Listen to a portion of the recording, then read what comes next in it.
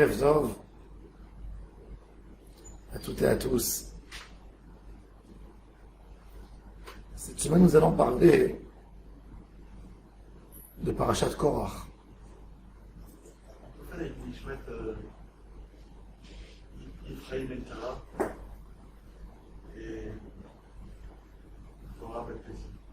Amen. Nous allons parler du sujet de Korach. Korach, une des personnalités les plus importantes du Ham Israël.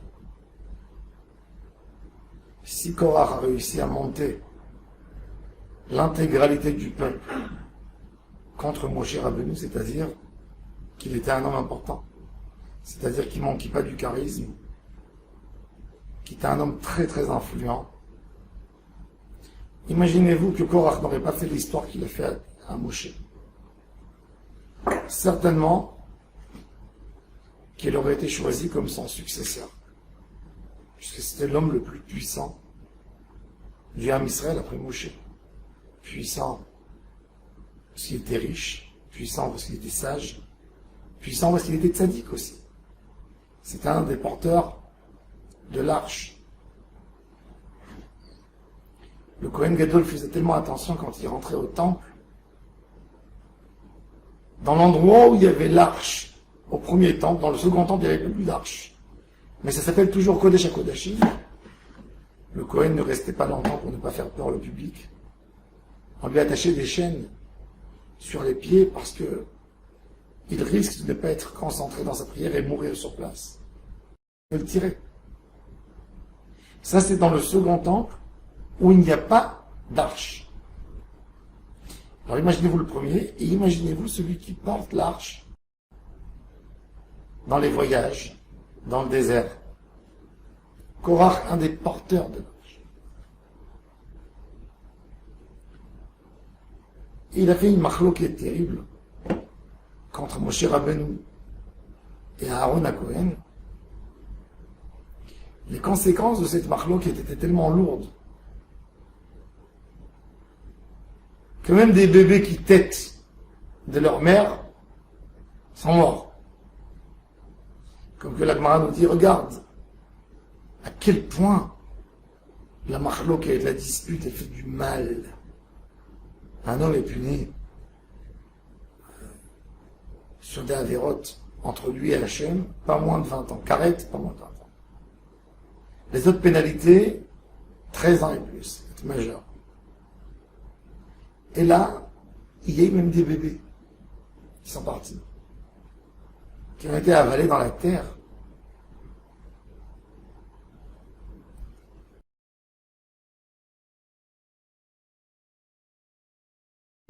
Toute personne a peur de ça. Quand quelqu'un il commence une dispute, est-ce que vous pensez que il pense que tout va se terminer en un rien? Non. Il sait que ça va se terminer très mal. Tout le monde sait. C'est pas... faut pas être intelligent d'une manière remarquable pour penser que ça va se terminer bien. Toujours c'est censé se terminer très mal. Alors pourquoi on fait une machloquette? Pourquoi la machloquette est tellement fréquente partout? Dans les foyers, entre frères, entre cousins, entre familles, entre père et son fils, entre le fils et son père, entre lui et ses frères, entre lui et ses collègues, entre lui et ses amis à la synagogue, entre lui et ses voisins. Parce que tout le monde sait à quel point c'est dur le conflit, le débat, les disputes. Alors, pourquoi on va vers eux?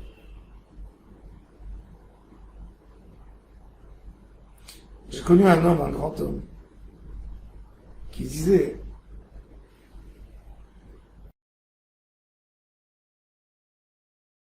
il a peur de beaucoup de choses. La chose de laquelle il aurait dû avoir peur le plus que tout, c'est de lui-même, c'est de se voir au miroir. Combien de fois un homme il fait des choses terribles que lui, avant de le faire, n'aurait jamais cru qu'il serait capable de le faire. Il n'aurait jamais cru qu'il serait capable de le faire. Et il le fait. Et ça fait peur. On est comme un homme qui souffre d'une maladie, d'une allergie terrible, que chaque seconde, ça peut déclencher et il peut tomber dans les pommes, il peut s'évanouir. Vous avez des gens qui peuvent rentrer dans un restaurant, sentir une odeur, ils peuvent mourir.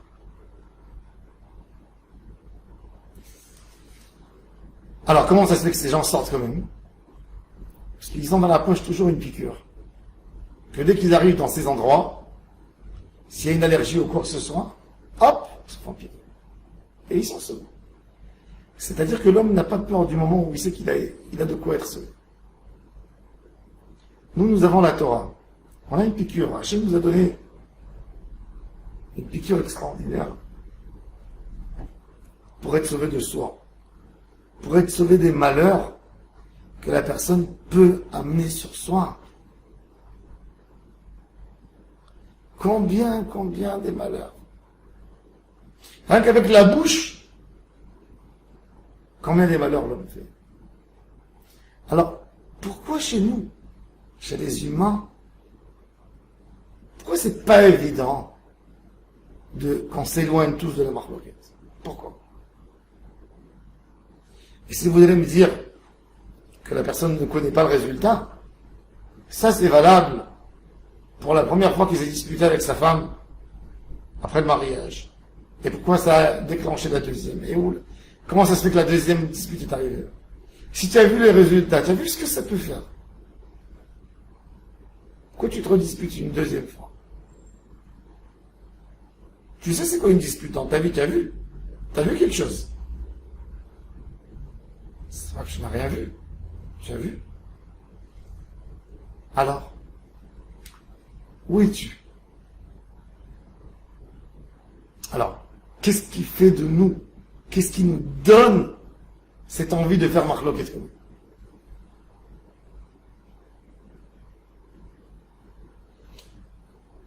Le hikar de tout, c'est la gava.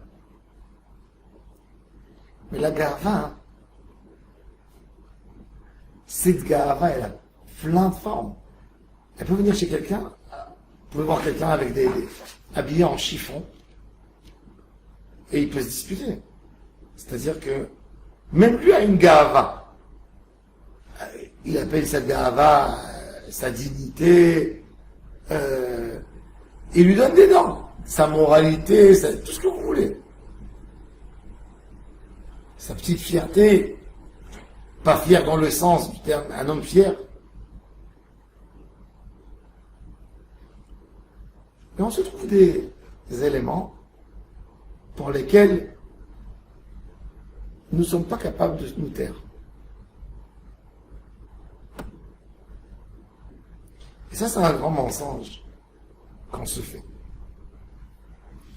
Qu'on n'est pas capable de supporter l'autre. Parce que ce qu'il a fait, c'est insupportable. Et la question qui se pose, c'est est-ce que tout ce que l'homme fait, c'est supportable? L'homme se supporte à lui. Il supporte celui qu'il aime. Mais n'est pas prêt de supporter quoi que ce soit qui le gêne. Sauf s'il a des midotes. Et le problème, le plus grand des problèmes, c'est que nous ne sommes pas conscients des problèmes qu'il y a chez nous, dans notre conscient et dans le subconscient. Comme nous ne sommes pas conscients, quand il y a quelqu'un qui nous dit « Tu sais, cette critique, cette dispute que tu es en train de faire, c'est parce que tu es comme ça. » Je dis « Pas du tout. Complètement faux ce que tu es en train de raconter. Moi, je suis un homme honnête, je suis un homme correct, et c'est pas ça qui me fait mal comme que tu le penses, c'est plutôt tel comportement que je ne peux pas supporter, etc. » Mais tout vient d'une gava de vouloir être celui qui a le dernier mot à dire. Celui qui veut être écouté absolument. Celui qui veut imposer ce qu'il a imposé. Dans cette histoire de Korach avec Moshe Rabbeinu s'accroche à une phrase très simple.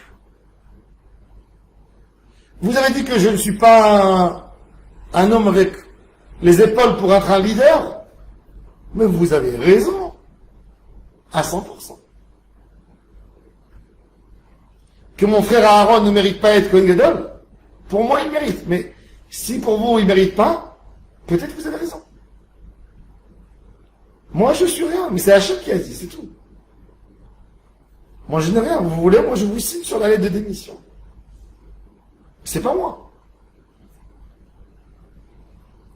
Mon cher Rabbeinu, pas en un seul moment, il dit, j'ai des capacités que vous n'avez pas. Il gère cette grosse crise avec tellement de hanava, quand le peuple veut sa tête.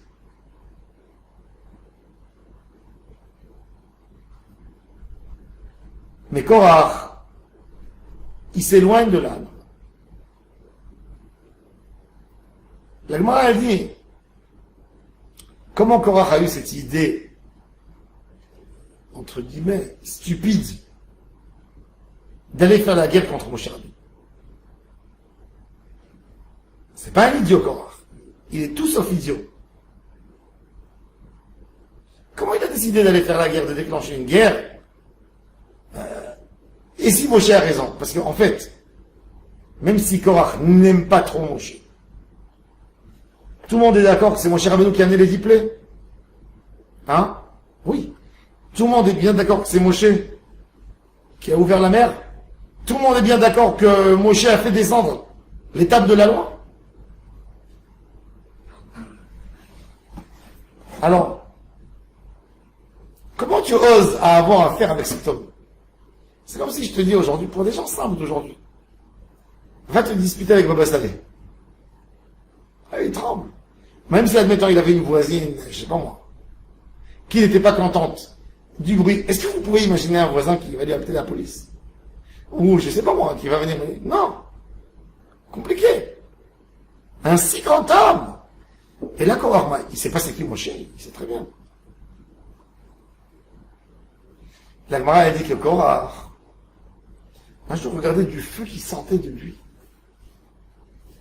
Et il a vu qu'il allait avoir un enfant, un de ses descendants, pas un enfant direct, qui était plus grand que Moshe et Aaron. C'est qui? C'est le prophète Samuel. Samuel, c'est un descendant direct de Korach. Et il a dit, eh ben, si j'ai une si grande puissance qui sort de moi, je ne savais pas c'est quoi exactement, je peux m'opposer à eux. Il n'a pas compris, il n'a pas vu un peu plus loin, que c'est pas lui, son petit-fils. Mais de cette phrase de la Gemara du Talmud, il y a des sous-entendus extraordinaires, exceptionnels. Le Talmud nous dit que quand quelqu'un il a quelque chose qu'il voit, il se dit je vaux. Quand quelqu'un se donne une couronne, d'accord, se donne des compliments et se dit je suis le meilleur, je suis le plus bon, il va à l'extrême des extrêmes et une gava, elle lui enlève toutes les dimensions de proportion. Et il est sûr que c'est lui qui va gagner. De là, on peut comprendre un peu, quand on voit le caractère humain, on peut comprendre un peu la folie qui a attrapé les 250 qui voulaient remplacer Aaron à Cohen. Ils étaient 250 à demander à avoir ce titre de Kohen Gadol. Cher Rabbeinu nous leur dit, vous allez amener demain tous faire le travail simple de la Kétoret, d'allumer les encens. Maintenant, vous connaissez la règle qu'un Kohen, c'est à lui de faire. Et si c'est pas un Kohen, il est Chayav Mita. Donc vous allez faire, celui qui est le vrai Kohen va vivre, tous les restes vont mourir. Eux sont 250, Aaron c'est le 251e personne. C'est pas des élections que tu t'es présenté, tu as été élu, il y a un qui est élu, et puis les autres quand même.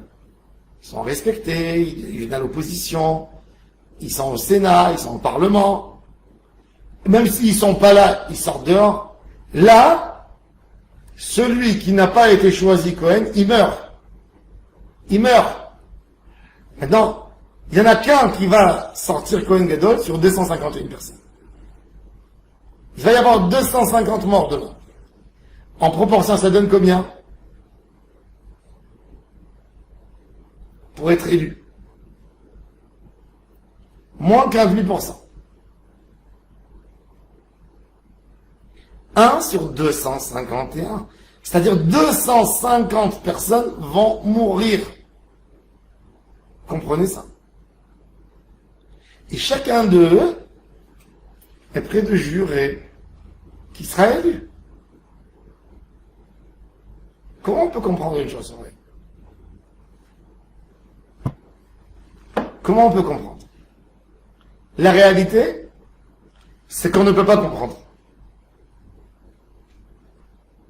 Parce que, comme il dit le Réhem, quand une gava en devient obsessif, ça devient comme un homme ivre avec une bouteille de vin sur sa table. Tant qu'il n'a pas vidé la bouteille, il ne sera pas calme. Il a soif, il calme sa soif avec encore. Et encore, la tête elle tourne. Arrête-toi. Non, plus encore. Ta'ava, c'est pareil. Kavod, c'est pareil. Hakina, Ta'ava, va Kavod, c'est des choses qu'on ne peut pas gérer. Motsim et Ta'adam minaolam.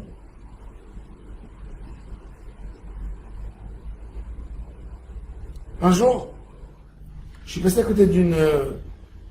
il y avait ici, en face. Là. Je suis rentré.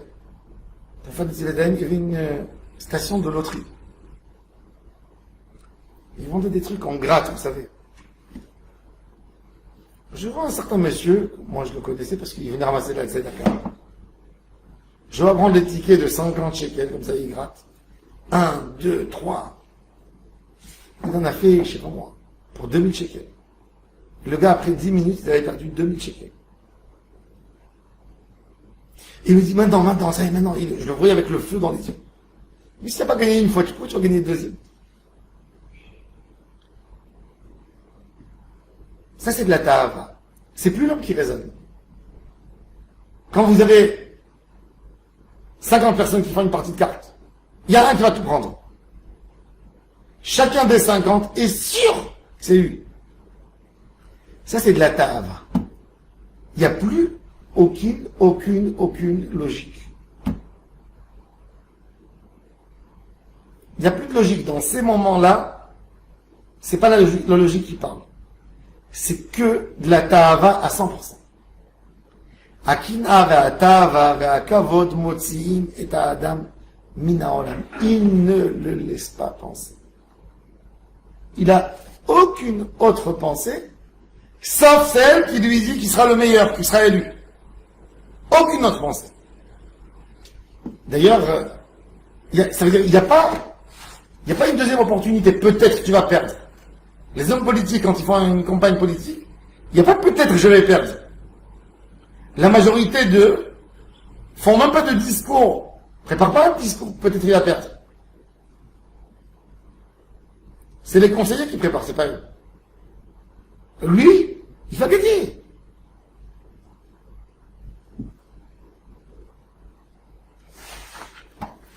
Le jour des élections, il y a moins d'un an, je passais dans la rue et j'ai vu un homme qui se présentait au Parlement israélien. Il était dans la rue en train d'essayer de convaincre des gens. Et je le regarde, je lui dis, à ton avis, combien de personnes vont voter pour toi? Il dit, d'après les grandes idées que je représente, Minimum 200 000 personnes. Minimum. Combien il a reçu de voix? 204 voix. Des gens qui l'ont cru que, bon, c'est déjà bien. 204, c'est plus qu'une synagogue.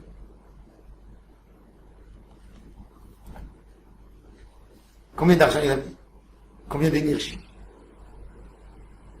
הקנאה והתאווה והכבוד מוציאים את האדם מן העולם.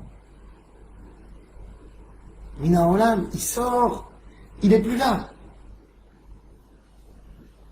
Et c'est pour ça qu'on demande à Hachem Yitbarach de nous éloigner de la marloquette. Parce que quand on est dans la marloquette, on ne peut jamais programmer comment ça va se terminer. Parce qu'on sait qu'on rentre dans un endroit où on n'est plus nous. Quand on n'est plus nous, il n'y a aucune logique qui joue.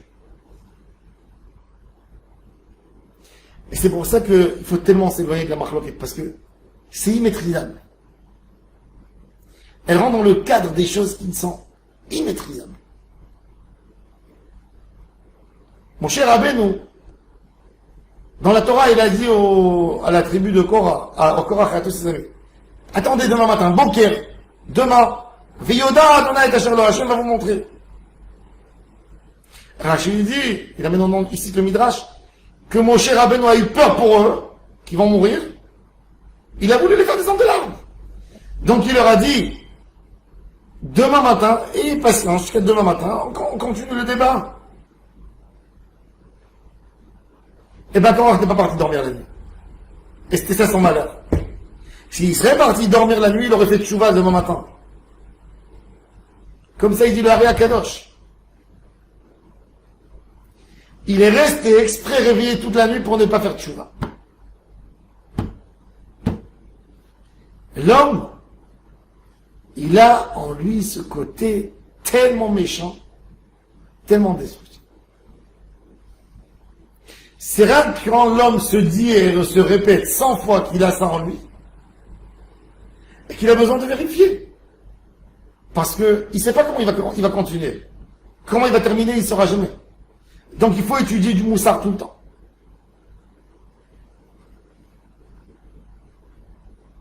Rabbi Israël Salanter a tellement demandé de ne pas étudier le moussard comme un lecteur qui veut élargir ses connaissances. Il dit, tiens, il y a une super belle idée mentionnée dans tel livre. Il y a un super Dvar Torah ici. Non, c'est pas comme ça qu'on étudie. Le moussard, tu dois reprendre un texte, répéter 100, 150, 200 fois, qui rentre dans ta neshama, expliquer à ta neshama, oh, ça, c'est, il faut s'éloigner. Et là, quand tu aurais expliqué, là, commencera à faire un effet sur ta neshama. Commencera. On a tellement besoin d'étudier du moussard. Tellement besoin, parce que même un grand homme comme Korach peut tomber. Si un grand homme comme Korach peut tomber, nous aussi on peut tomber.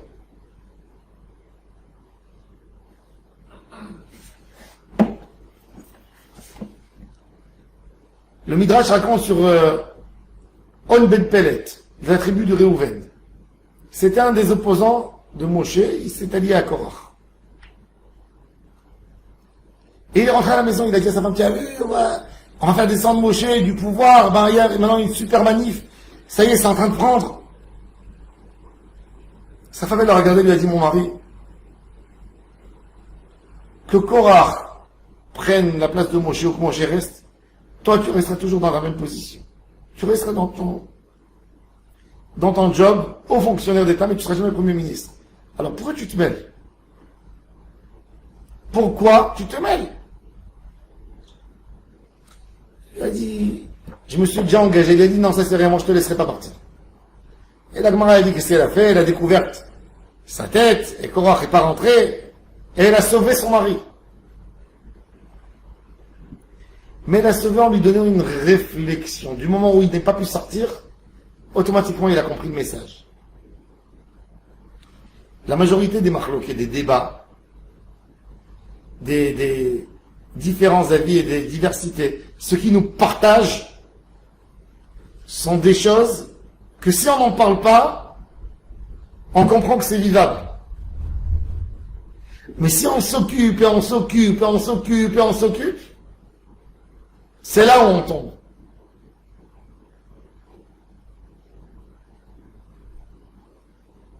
Toute l'histoire de Korach, c'est ça. Cette impatience, vraiment impatience, de laisser de la place à l'autre.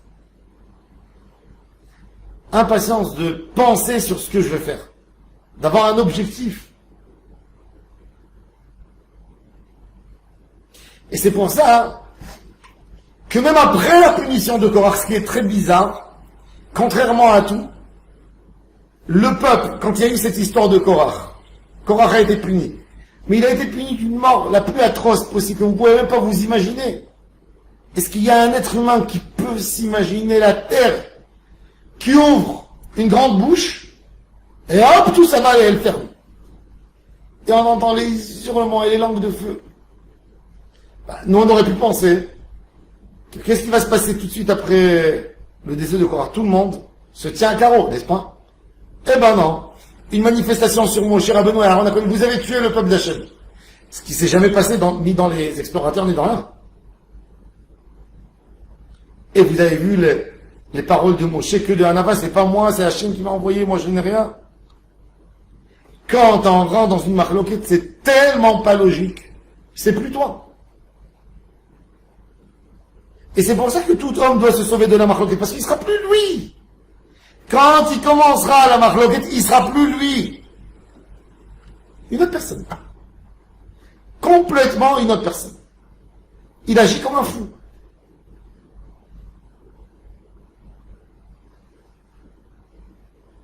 Je l'ai dit souvent, je disais à mes élèves quand je les voyais se disputer, je leur disais, imaginez-vous qu'il y a quelqu'un qui vous filme maintenant avec une vidéo, il vous le montre.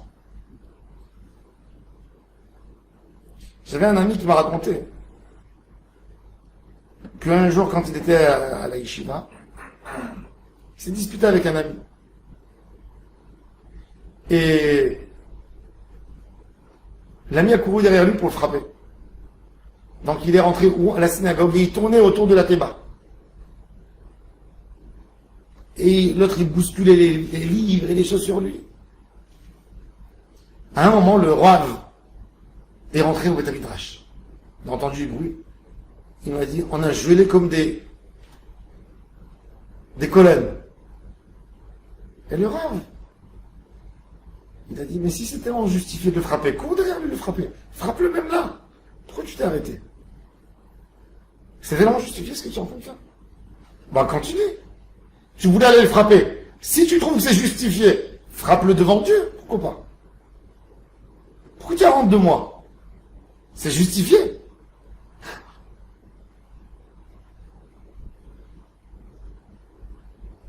Combien de fois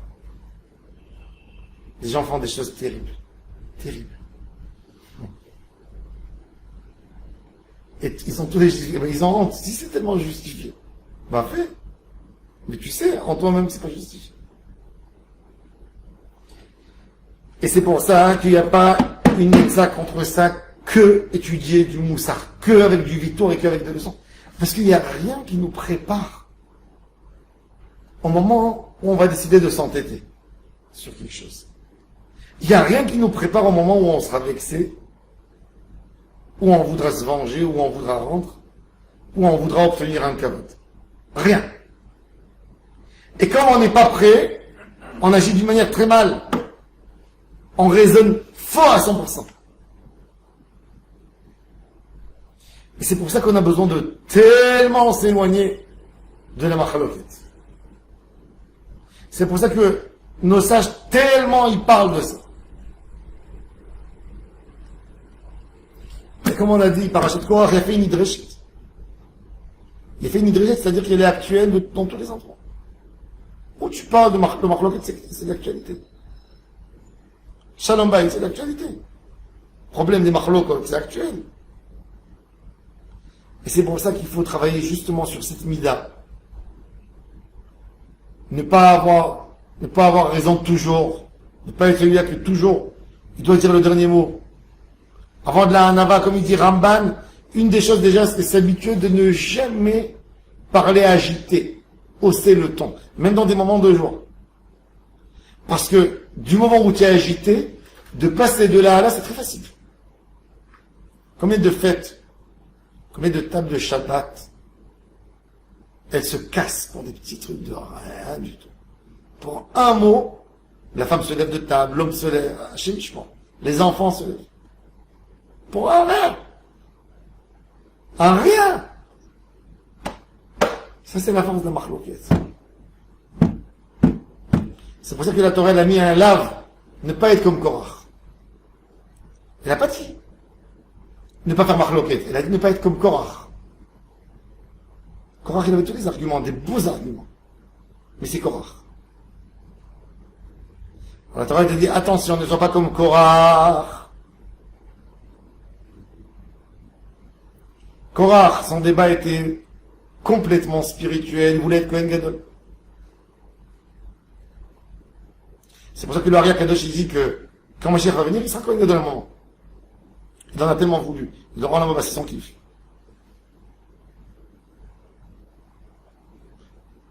Nous, quand on fait des disputes stupides, sur rien, pas pour être Kohen Gadol. Pour s'asseoir le premier dans la voiture. Pour dire un mot qu'on soit considéré. Combien il faut avoir peur de ne pas tomber? Et il n'y a rien à faire. Il n'y a pas un soin après. Il n'y a qu'un soin avant. Il n'y a pas de soin après. Malheureusement. Il n'y a qu'un soin avant la marloquette. La marloquette, du moment où elle s'est ouverte, il n'y a plus rien.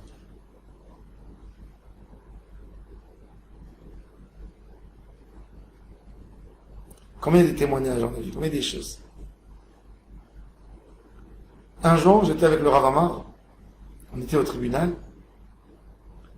et on a vu des gens qui ont divorcé avec 8 enfants. 8 enfants, vous savez, ça veut dire 8 enfants. Des jeunes en bas âge. Le premier n'avait pas 20 ans. Un couple religieux.